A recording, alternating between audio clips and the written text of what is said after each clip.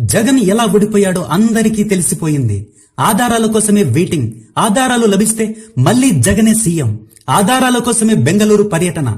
ఎన్నికల రిజల్ట్స్ ను చూసి షాక్ అయిన ప్రతి ఒక్కరూ ఆనందంతో ఎగిరి గంతేస్తున్నారు. కార్చిచ్చు అంటుకుంది. కూటమి ప్రభుత్వం ఏ క్షణాన్నైనా కూలిపోవచ్చు. దేశంలో, రాష్ట్రంలో పెను మార్పులు జరగబోతున్నాయి. సిద్ధంగా ఉండండి. దేశంలో జరగబోయే మార్పులు మీ ఊహకు కూడా అందవు. ఆంధ్రప్రదేశ్ ఎన్నికల కౌంటింగ్ సమయంలో దాదాపు 49 లక్షల ఓట్లు, ఒడిశాలో 42 లక్షలు, మహారాష్ట్రలో 82 లక్షల ఓట్లు పెరిగాయని, అందుకే ఆంధ్రాలో, ఒడిశాలో ఎన్డీఏ కూటమి అధికారంలోకి వచ్చిందని, లేకుంటే కూటమి అధికారంలోకి వచ్చే ఛాన్సే లేదని, దీన్నే ఈవీఎం ట్యాంపరింగ్ అంటారని, ఇన్ని అక్రమాలు జరిగినా ఎన్నికల కమిషన్ దీని మీద ఇంతవరకు నోరు మెదపడం లేదని ఓట్ ఫర్ డెమోక్రసీ సంస్థ తెలిపింది. జగన్ ఓడిపోవడానికి ఈవీఎంల కంటే మరొక ప్రధానమైన కారణం నేను మీకు చెప్తాను. దెబ్బకు మీరంతా ఆశ్చర్యపోవాల్సిందే.